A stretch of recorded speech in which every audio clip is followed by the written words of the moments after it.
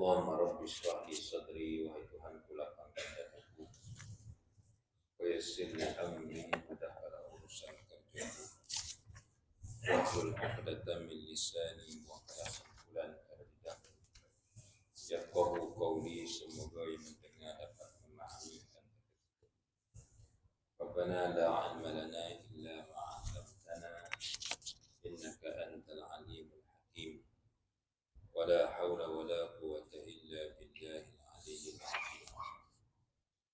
Ya alim 'allimna min ilmika ma tarda bihi anna wa ya halim kullikna bi khuluqin hasan. Sambung pembacaan kita daripada kitab Bidayatul Hidayah, yaitu sunan Imam Hujjatul Islam Abu Hamid Muhammad bin Muhammad Al-Ghazali rahimahullah. Jadi tertinggi ya, tertinggi sikit lah. Mantap tertinggi ya. Sampai muka surat 120 ya. Ada tertinggi ya. Ada tertinggi ya. Pak Ramadan itu tertinggi ya.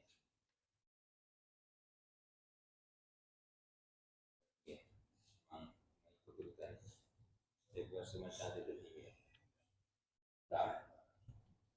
Kalau ada satu pagi itu kita nak kuliah, tak main. Memang sambung dari situ ya. Baik, kita sambung kembali di surat 120. Yaitu kita sedang membaca daripada bahagian kedua daripada kitab ini, cara meninggalkan maksiat. Cara meninggalkan maksiat.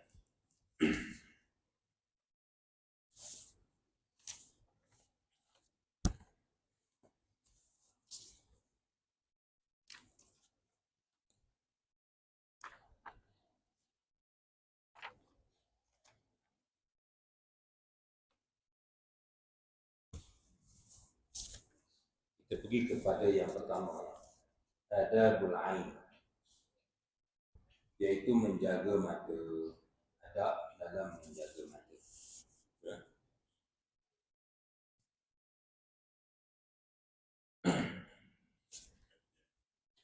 Disebut kepada kita dalam kuliah yang lalu,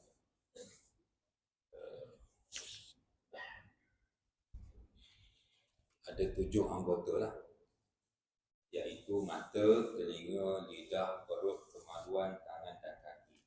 Jadi sekarang dipergi kepada pendetilan cara meninggalkan maksiat yang zahir, yakni maksiat anggota.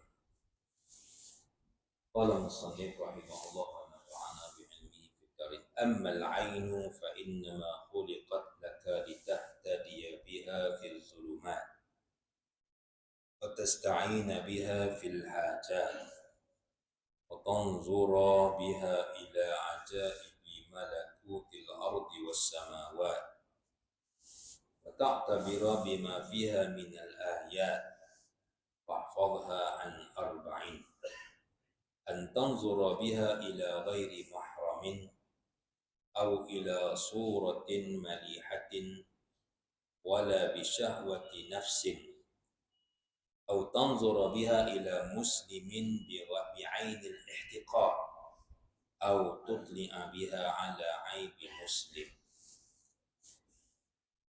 Kata dia, mata sebenarnya diciptakan oleh Allah Ta'ala untuk engkau dapat melihat segala sesuatu, sehingga engkau dapat menggunakannya dalam menunaikan segala hajatmu. Dan engkau dapat melihat dengan matamu akan keajaiban dan keindahan ciptaan langit dan bumi, sehingga engkau dapat mengambil iktibar daripadanya. Itu asal tujuan Allah Subhanahu wa Ta'ala menciptakan kepada kita mata. Allah Subhanahu wa Ta'ala menciptakan kepada kita mata. Tujuannya adalah untuk kita sempurnakan hajat dan keperluan kita dengan mata tersebut. Terlalu banyak keperluan keperluan dan hajat kita yang perlu kita penuhi memerlukan kepada mata. Di situlah Allah Subhanahu wa taala menjadikan matlamat di sebalik penciptaan mata.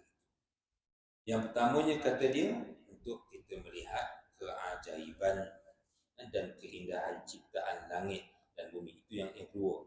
Yang pertama tadi menunaikan hajat kita, keperluan kita, apa-apa yang kita nak.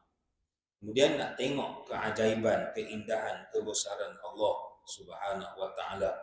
Fala yanzuruna ilal ibili kaifa khuliqat, ila as-sama'i kaifa rufi'at, wa ila al-jibali kaifa nusibat. Kenapa kamu tak tengok macam mana Allah menciptakan unta, bagaimana Allah Subhanahu wa taala meninggikan langit, ila as-sama'i kaifa, wa ila al-jibal, bagaimana Allah Subhanahu wa taala memasakkan bukit. Itu semua Allah Subhanahu wa taala jadikan ciptaan tersebut, langitnya, buminya, bukit, bukaunya, adalah untuk kita melihat keindahan ciptaan tersebut dan merasai kebesaran Allah. Kita mengaji untuk mengenal Allah ialah melalui mengenal penciptaan Allah Subhanahu wa taala. Tafakkaru fi khalqillah, berfikirlah kamu tentang kejadian ciptaan Allah Subhanahu wa taala. Waktu kita bangun-bangun tidur awal pagi pun, antara benda yang disunahkan kita, digalakkan kita, disunahkan kita, tengok langit. Tengok, baca ayat akhir, 10 ayat akhir dari surah Ali Imran. Inna fi khalqis samawati wal ard wa ikhtilafil laili wan nahar laayatin liulil albab. Itu menjadi amalan Nabi sallallahu alaihi wasallam. Nabi bangun, kita nak bangun tahajud, kita bangun sahur ni, tengok langit. Tengok ni ialah duduk dalam rumah, kalau kita mampu untuk ambil perkara tersebut, lebih baik keluar rumah sekejap, atau kalau kita dulu orang dulu kampung dulu tingkap, tengok langit. Itu satu daripada benda yang memang Allah Subhanahu wa taala suruh kita melihat. Wa fil ardi laayatin lil muqinin. Sesungguhnya di muka bumi Allah ini ada tanda-tanda bagi orang yang yakin akan kebesaran Allah Subhanahu wa taala. Kata dia, mata itu Allah cipta untuk kita melihat keajaiban dan keindahan ciptaan langit dan bumi. Allah suruh kita tengok. Qulin zuru madza fis samawati. Tengoklah apa sahaja yang ada di langit dan di bumi. Tengok. Allah suruh kita tengok. Orang yang hebat lagi bukan sahaja dia tengok, dia buat kajian pula, dia buat penelitian lagi, dia berbagai-bagai lah.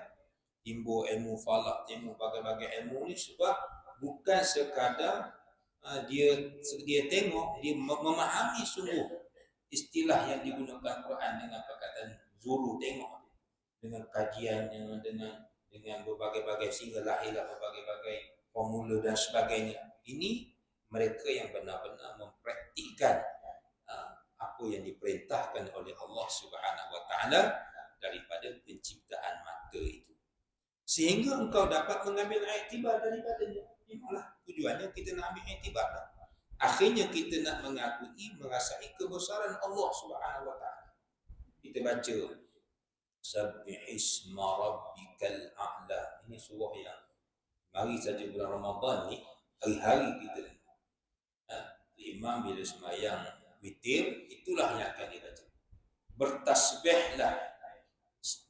Sabbihisma ni surah juga di antara surah yang Nabi suka baca. Surah ni surah Makkiyah, Nabi suka baca. Nabi minat baca. Kenapa? Dalamnya ada ayat awal tu. Sabbihisma rabbik, tasbihlah kamu Rabb tu kepada Tuhan kamu yang maha tinggi. Alladzi qaddara.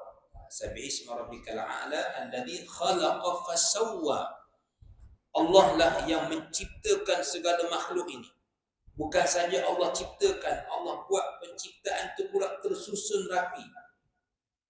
Sama ada yang kita lihat dari sudut perjalanan cakrawala. Saya kutip dalam tafsir Zila diurai. Cakrawala ke perjalanan bumi itu cukup teliti, cukup teratur hatta kepada atom-atom tu sendiri. Molekul-molekul tu, apa? Proton, elektron semua tu. Cukup teliti. Yang ni yang Allah sebut dalam Quran. Alladhi khalaqa fasawwa. Itu ayat dia berapa? Qaddara fahada. Walladhi Sabbih isma rabbikal a'la alladhi khalaqa fasawwa walladhi qaddara fahada. Allah takdirkan setiap sesuatu itu. Itu yang akhirnya walaupun besi itu berat boleh terbang ke udara. Boleh berlayar di lautan. Semua tu apa? Bila mana manusia dia buat kajian, dia tengok, dia teliti sungguh-sungguh, dia rasa bahawa memang Allah ciptakan segala sesuatu ini qaddar. Memang kena tepat. Kita tu badan kita. Kalau kita tengok pada diri kita sendiri pun, hak kita makan, hak kita minum, bila kita kena dengan qadar dia, tanyalah doktor, tanyalah orang yang akhirnya betul. Fahada. Allah itulah menjadi petunjuk kepada kita. Bukan sahaja Allah hantarkan dengan segenap perjalanan kehidupan alam ini, makhluknya itu penuh ketelitian, daripada sebesar berkesabaran kepada sekecil-kecil perkara, takdirnya yang rezeki kita ke apa semua, malah Allah atur sehingga ditunjuki kepada kita, dihantar pada Nabi, dihantar pada Rasul atau Quran dan sebagainya. Jadi ini semua Allah Subhanahu Wa Taala jadikan untuk kita mengambil iktibar. Sebab tu bila kita ucap Sabbihisma rabbikal a'la, subhana rabbiyal a'la wa bihamdi, maha suci engkau ya Allah, segala puji bagimu. Kita lafaz tu subhanallah, subhanallah, subhanallah. Hasil daripada apa?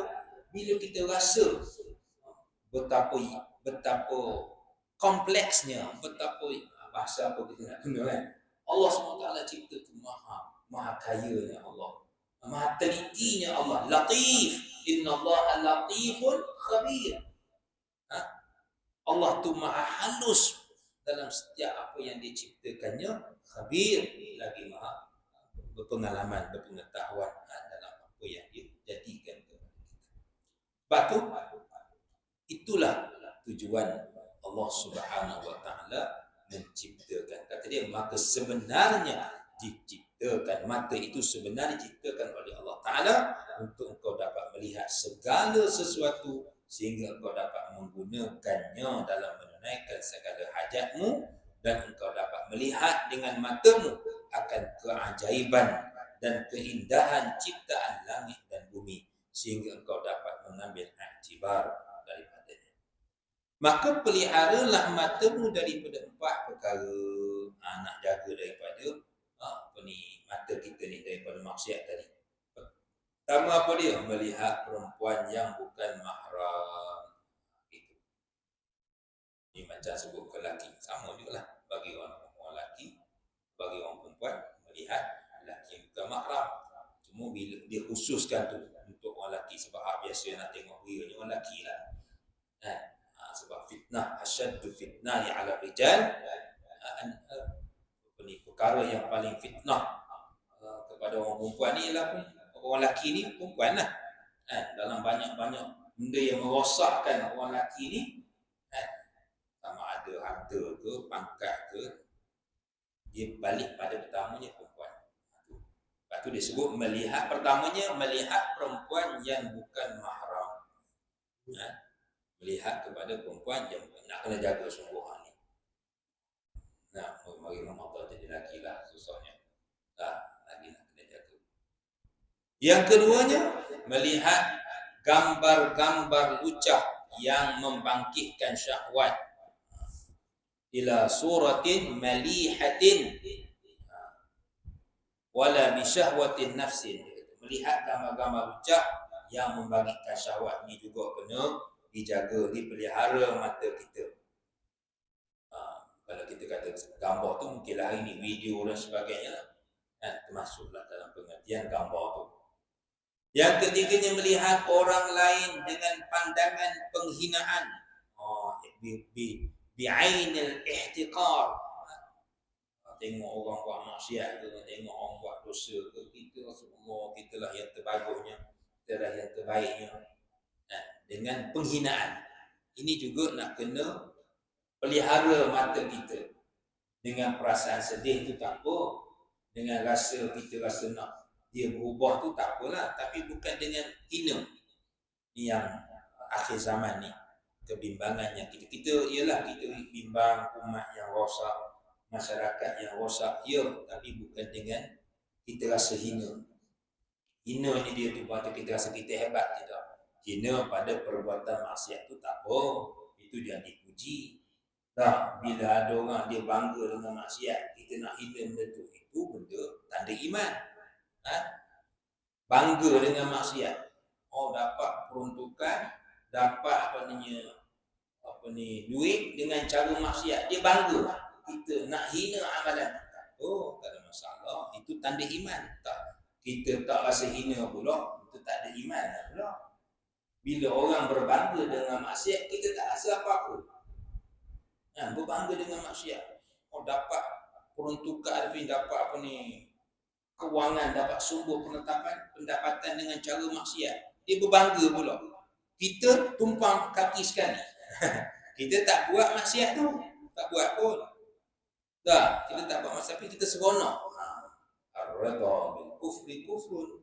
Redha dengan kekufuran itu satu daripada bentuk kekufuran juga. Sebab tu bila kita benci kepada kemungkaran, salah satu daripada tanda nahi mungkar yang kita perlu buat. Membenci kemungkaran itu paling lemah tu. Bukan kita melahirkan kegembiraan pula. Ada pula seronok dapat ekonomi kita maju dengan sebab konsert. Untung 200 juta. Mana kalau orang Islam lah, orang kafir mana? Dia tak ada dosa pahala. Tak. Kalau kita mari Ramadan ini benda besar yang nak diajar kepada kita. Ramadan nak ajar kita, hidup kita ni tak boleh lari daripada halal haram. Tilka hududullah, ditutup surah cerita tentang puasa tu. Itulah sempadan batas ketetapan Allah antara benda yang nak dididik kita sepanjang Ramadan ini. Hidup kita tak boleh lari daripada batas halal haram Allah Subhanahu wa taala. Batu isteri kita halal pun bila mari siang Ramadan jadi haram. Kita boleh makan, kita cari duit banyak-banyak pun tiba-tiba mari siang Ramadan tak boleh makan makanan tu, minum dan sebagainya. Kenapa? Allah nak didik kita, hidup kamu ada benda kamu boleh buat dia jadi halal, ada benda kamu tak boleh buat dia jadi haram. Walaupun nampak benda tu apa masalah ni, duit saya bukan duit awak, tapi bila ada masa dia jadi haram. Begitulah hidup kita. Nak beribu ke, nak apa ke, boleh, tak ada masalah, tapi ada cara halal, ada cara haram. Pilihlah mana satu. Tak, nak makan, nak cakap, nak buat apa, ada dua pilihan kepada kita. Itu sepanjang Ramadan ni kita dididik dengan perkara itu, iaitu melihat orang lain dengan pandangan penghinaan. Kena beza antara kita benci dengan kemungkaran, kemaksiatan dengan kita menghina orang lain. Kerana kita rasa kita hebat, kita rasa kita lah lebih mulia.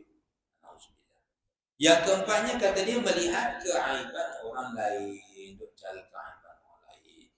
Jaga mata kita daripada duk cari keaiban orang.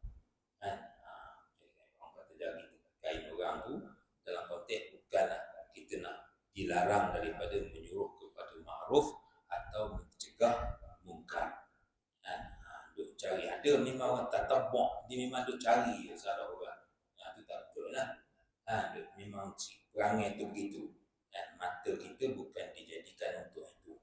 Adapun kalau ada benda-benda yang perlu kepada kita menegurnya, itu tidak jadi kesalahan pula, malah berdosa pula lah kalau kita membiarkan perkara tersebut. Kena beza. Semua asasnya bukanlah kita nak cari keaiban keburukan Allah. Pantau orang cakap, pantau orang. Hari ni zaman Facebook, zaman apa ni, Kan? Kadang-kadang memang nak apa? Dibuat live tu. Live lah ataupun kan. Keaiban orang tu nauzubillah misalnya. Jadi bukan tujuan penciptaan daripada mata. Jadi cara nak meninggalkan maksiat itu ialah dengan kita memelihara mata kita daripada empat perkara tersebut. Nikah yang Imam Ghazali sebut. Yang keduanya adabul uzun. Dan semua ni sebenarnya Ramadan ni lah kita dilatih, dididik begini. Empat perkara tadi tu bagi Ramadan ni lah khususnya mata kita tu dididik begini. Bila kita dapat kawal mata kita daripada empat perkara tadi, maka itulah yang akan menyempurnakan ibadat puasa kita insya-Allah. Semua ni tak ada boleh orang buat KPI. KPI itu pada kita. Setara mana kita tengok ibadat orang lain, setara mana kita tengok hina orang lain, setara mana kita tengok benda yang membangkitkan syahwat kita, setara mana kita tengok perempuan ni, payah datang. Ya, kalau cakap benda yang zahir ni, tak benda boleh tutup mata. Kalau kita tak tutup, tak ada lah. Kalau kita tak palingkan, sebab undang-undang tu pada kita, mata kita, lainkan kita buta. Bila mata tu kita boleh buka, pada kita lah. Nak tunduk ke, nak alih kanan, nak tengok bawah, nak tengok kiri, nak tengok atas. Benda tu pada kita peraturan tu. Jadi Ramadan ni lah, bila mana kita sebut kita nak bertakwa tu, di situlah bagaimana kita nak memelihara anggota kita, mata kita khususnya. Dan Tuhan kita ni tersebut pertama sekali mata. Mana pun dalam banyak-banyak anggota badan kita ni, memang yang mukaddimah nak bawa segala anggota yang lain kepada maksiat ni, dia bermula daripada mata. Penting sangat. Lepas tu balikkan mata kita pada tengok pada benda yang mentaati Allah, Al-Qurannya, tengok kebesaran Allahnya dan sebagainya. Yang kedua, menjaga telinga. Wa ammal uzunu fahfadha an tusriya biha ila al-bid'ah aw al-ghibah aw al-fahshi aw al-khawd fi al-batil aw dhikri masawi'in nas aw dhikri masawi'in nas fa innama khuliqat laka litasma'a biha kalam Allah ta'ala wa sunnata Rasulillah sallallahu alaihi wasallam wa hikmata awliya'ih wa tatawassala bi istifadatil ilmi biha ila al-mulkil 'azim ila mulkil muqim wan na'imid da'im fi jiwari rabbil alamin fa iza asghaita biha ila shay'in min al-makarih sara ma kana laka 'alayka wa qalaba ma kana sababu fawzika sababa halakika wa hadha ghayatu khusran ولا تظن أن الإثم يختص به القائل دون المستمع ففي الخبر أن المستمع شريك القائل وهو أحد المغتابين. Kata dia yang keduanya telinga. Hendaklah engkau jaga telingamu daripada mendengar perkara bid'ah, benda baru yang diada-adakan dalam agama, atau seumpamanya, atau perkataan yang jahat, atau perkataan yang sia-sia, atau menyebut-nyebut kejahatan orang lain. Itu apa? Telinga kita nak jaga. Dengar perkara-perkara bid'ah, benda-benda yang haram lah, benda-benda yang bukan urusan agama. Contoh di bawah, perkataan yang jahat, perkataan yang sia-sia, menyebut kejahatan orang lain. Ini benda-benda yang kita nak kena jaga telinga kita daripada mendengarnya. Sebenarnya telingamu diciptakan oleh Allah Ta'ala untuk engkau mendengar Al-Quranul Karim. Yang patutnya. Dan hadis-hadis Rasulullah Sallallahu Alaihi Wasallam dan hikmah-hikmah para awliya. Bawakan telinga kita ni dan dengar Quran. Siang malam kita, supaya sentiasa dengan Quran, sentiasa dengan hadis Nabi SAW, sentiasa mendengar kalam-kalam hikmah kebijaksanaan, sesuatu yang mengingatkan kita dengan kematian kita, dengan akhirat kita, meningkatkan keimanan kita. Semua tu itulah tujuan telinga kita. Hak lain tu, hak benda sia-sia, hak benda itu memang akhirnya akan menjadikan kita ini tidak dapat meninggalkan perbuatan maksiat.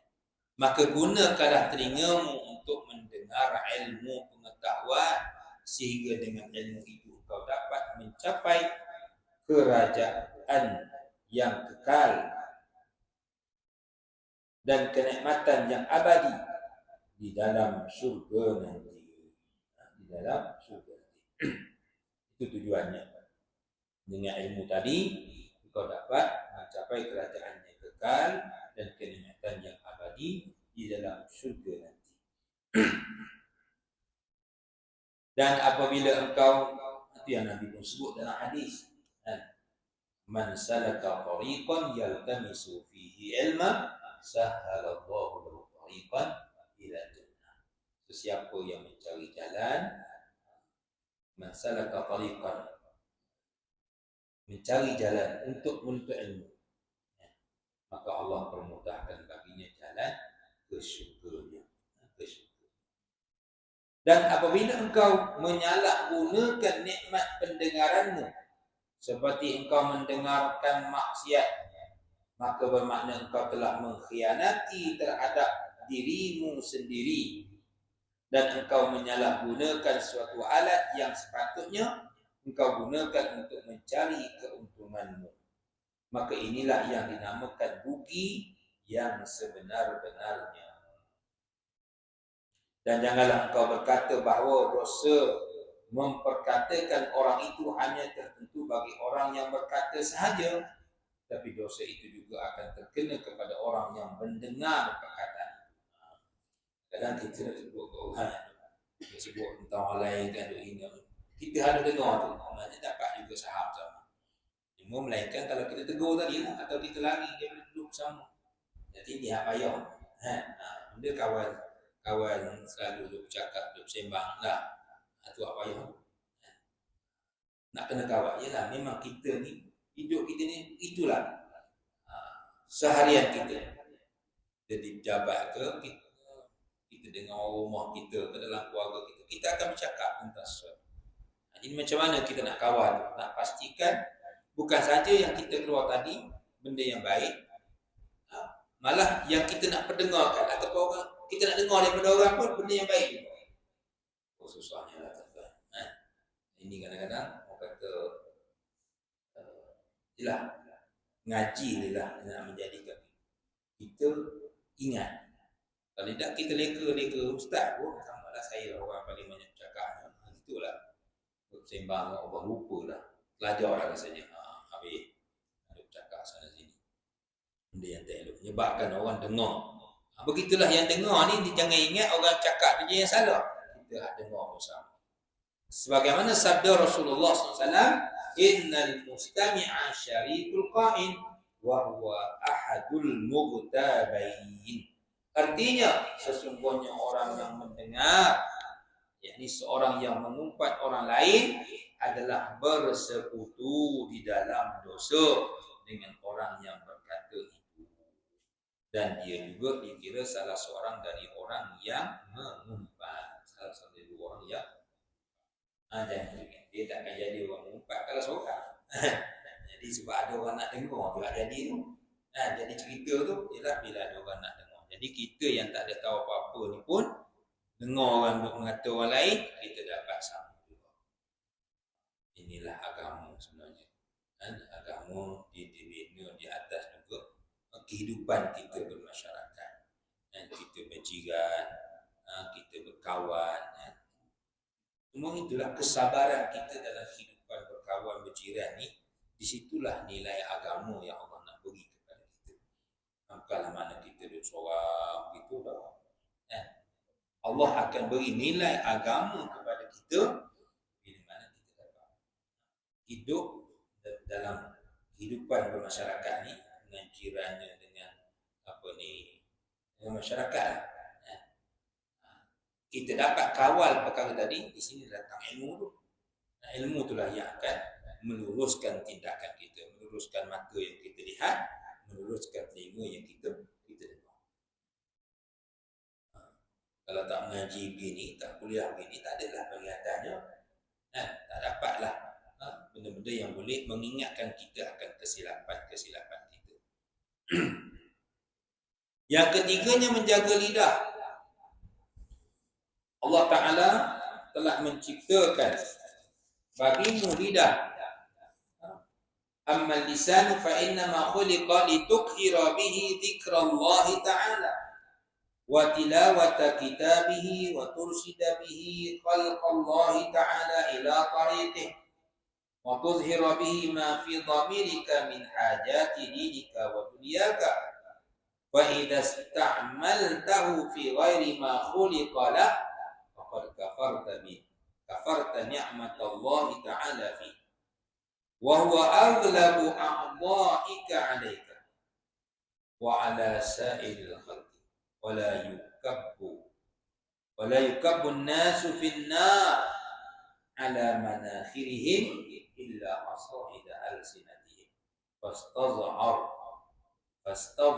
'alaihi bi ghayati quwwatika hatta la yukabbuka fi qa'ri jahannam. Fi al-khabar inna rajula la yatakallamu bil kalimah liyadhhaka biha ashabuhu wa yahwi biha fi qa'ri jahannam 70 kharifa.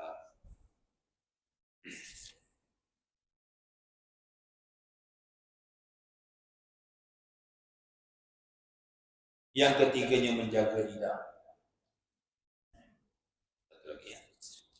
Allah Ta'ala telah menciptakan bagimu lidah supaya engkau dapat berzikir dengannya dan supaya engkau membaca Al-Quran dan membimbing manusia ke jalan kebenaran dan supaya engkau dapat melahirkan perasaan dan kehendakmu baik dalam urusan dunia atau urusan akhirat. Inilah bagaimana kita rasa tadi pentingnya mata, begitulah juga pentingnya lidah. Dengan lidah inilah kita boleh baca Quran. Dengan lidah inilah kita boleh memberi nasihat, memimpin orang lain kepada kebenaran. Dengan lidah inilah kita dapat melahirkan apa-apa yang kita rasa, perasaan dalam diri kita, kehendak kita. Di situlah akan selesainya urusan dunia kita untuk akhirat kita. Apabila engkau menggunakan lidahmu bagi tujuan yang lain dari yang dimaksudkan oleh Allah Ta'ala, berarti engkau tidak syukur terhadap nikmat yang diberikan kepada kita sebelum kita sebut. Dan semua itu pinjaman Allah SWT. Jadi, bila kita tidak memanfaatkannya pada ibadah kepada Allah, sebaliknya kita buat jadikan nikmat lidah untuk maksiat pada Allah, kita sebenarnya sudah kufur nikmat. Sudah termasuk dalam orang golongan orang yang kufur nikmat. Lepas itu dia kata berarti kau tidak syukur terhadap nikmat yang diberikannya kepadamu. Dan lidahmu adalah anggotamu yang paling berkesan di atas dirimu dan yang paling berkesan bagi orang lain. Berapa banyak niatnya orang yang akan dilemparkan, berapa banyak nantinya orang yang akan dilemparkan ke dalam api neraka Jahannam dengan sebab dosa yang diperbuat oleh lidah mereka. Ini yang dalam ada hadis sahih kan, menyebut tentang bagaimana Nabi cerita tentang lidah sahih dan sinatihim. Dengan sebab lidah lah yang menyebabkan manusia dicampak ke dalam api neraka. Dalam satu hadis riwayat Muaz bin Jabal radhiyallahu anhu, Nabi SAW bersabda, "Kaffa 'alaika hadha faqul ya Nabi Allah, wa inna la mu'akhiduna bima natakallamu bih." Faqala taqulat ummuk ya Mu'az wa nas illa 'ala asabiha al-sinatihim. Itu hadis panjang. Hadis Mu'az berbicara dengan Nabi SAW. Dia sampai Mu'az tanya, apa yang kami cakap pun menyebabkan kami masuk neraka ke? Macam ni. Bukan tak faham nak gambar kau. Besarnya dengan sebab lidah saja disebut tadi, berapa banyak nantinya orang yang akan dilemparkan ke dalam api neraka Jahanam dengan sebab dosa yang diperbuat oleh lidah. Yang dengar macam tu, apalah kamu ni Muhammad Hasan, tak kira kaum tak ada dah, memang sebab lidah lah hari ini yang menyebabkan manusia ni dicampur ke neraka. Maka kekanglah lidahmu sepuasamu supaya ia tidak menyebabkan kau dilempar ke dalam api neraka. Seperti yang disebutkan dalam sebuah hadis, inna rajula la yatakallamu bil kalimah yadhaka biha ashaba fayahwi biha fi qa'ri jahannam 70 khalifah. Sesungguhnya seorang itu terkadang bercakap dengan satu percakapan dengan tujuan supaya orang lain menjadi tertawa dari sebab percakapannya itu. Dia tidak menyangka bahawa percakapan itu akan menyebabkan dirinya dilemparkan ke dalam api neraka selama 70 tahun. Hadis riwayat Imam Muslim. Dan ini juga disebut dalam Sahih Bukhari dan juga Sahih Muslim. Kerana maka nak suruh orang tahu begitu punya tegasnya Rasulullah sallallahu alaihi wasallam. Tak ada tujuan, tak ada makna. Semata-mata bercakap pun nak menyebabkan orang tahu. Itu yang menyebabkan dirinya dilemparkan ke dalam api neraka selama 70 tahun. Bukan 70 tahun dunia ni, 70 tahun akhirat. 70 tahun dunia pun dah tak tahan dah. Sehari di akhirat 1000 tahun dunia. Agak 70 tahun. 70 tahun akhirat. 70 tahun. Darab dengan 365 hari. Darab pula dengan 1000. Kalau berasa tahan, nak buat. Sekali peristiwa di zaman Nabi, di zaman Rasulullah SAW, ada seorang tentera Islam yang gugur di medan perang sebagai syahid. Wa ruwiya annahu qutila syahidun fil ma'rakah ala ahdi Rasulullah sallallahu alaihi wasallam. Faqala qailun hani'an lahu bil jannah.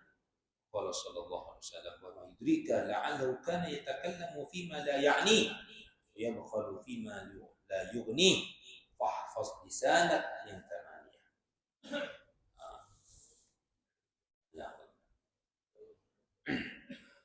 Sekali peristiwa di zaman Rasulullah SAW, ada seorang lelaki tentera Islam yang gugur di medan perang sebagai syahid.